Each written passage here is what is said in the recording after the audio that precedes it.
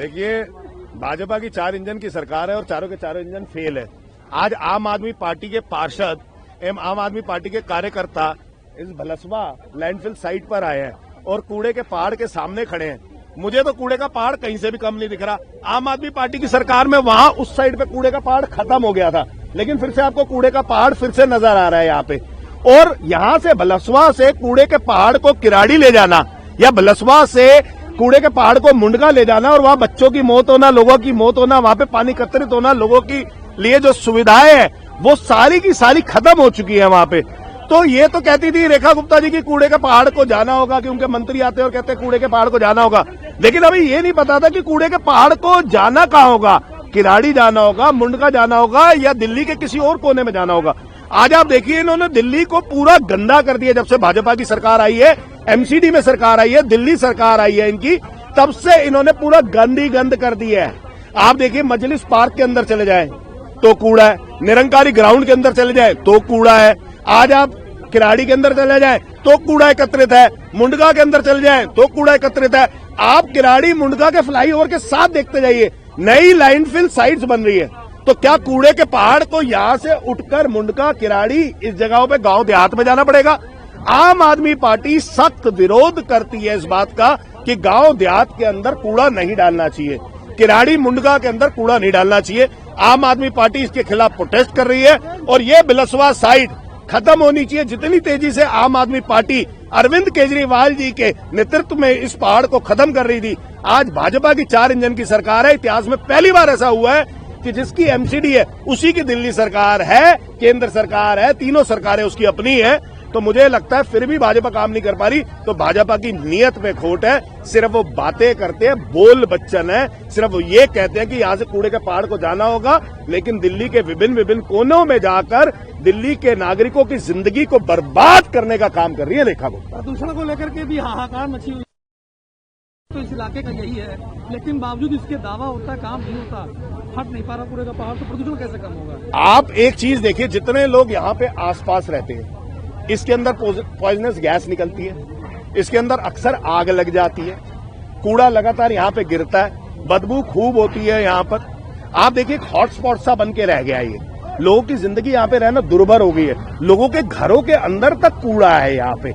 तो मुझे लगता है कि ऐसी दिल्ली की मुख्यमंत्री जो दिल्ली के नागरिकों का दर्द नहीं समझ सकती, ऐसे मुख्यमंत्री को अपनी कुर्सी पे रहना नहीं चाहिए। रेखा गुप्ता को तुरंत प्रभाव से इस्तीफा दे देना चाहिए। और मुझे लगता है कि उन्होंने एक कूड़ा नीति निकाली है, समझ रहे हैं, उस कूड़ा नीति के तहत वो किराड़ी के अंदर और मुंडका के अंदर कूड़ा ही कूड़ा करे जा रही है। तो शर्म आनी चाहिए ऐसे मुख्यमंत्री को।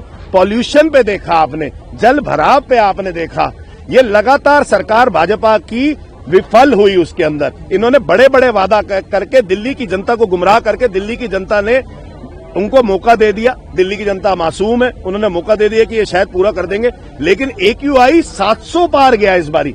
हमें नहीं पता था कि लगातार AQI 400 पार हो रहा था, कि इन्होंने 400 पार का जो नारा दिया है वो लोकसभा की सीटों के लिए दिया था या AQI के लिए दिया था।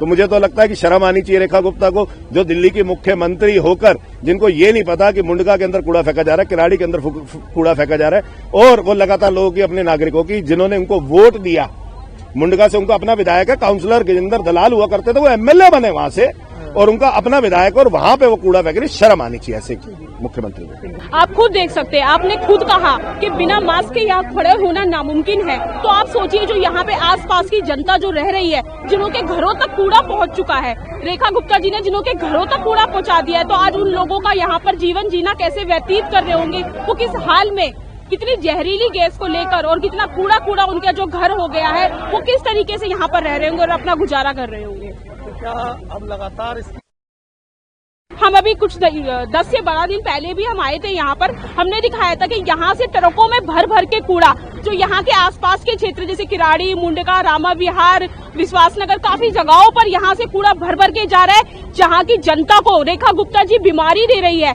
एक मुख्यमंत्री को जनता चुनकर लाई थी कि वो उनका भला करेंगी, उनके लिए अच्छे अच्छे काम करेंगी, लेकिन यहाँ पे जनता ने क्या पाया, उनके साथ धोखा हुआ, उल्टा हुआ। आज वो गंभीर बीमारियों के हालात से गुजर रहे हैं। और आपने देखा होगा कि जब हम लोग रामा विहार गए थे, वहाँ चारों तरफ पानी भरा हुआ था, जिसमें 6 वर्ष की बच्ची डूबकर मर गई थी। रेखा गुप्ता जी को शर्म आनी चाहिए कि उनकी सरकार में इतने गलत काम हो रहे हैं कि जनता का बेहाल हो चुकी है और जनता का जीना मुश्किल हो रहा है। देखिए, ये भारतीय जनता पार्टी के 20 साल का परिणाम है कि भारतीय जनता पार्टी ने एमसीडी में 20 साल में क्या किया।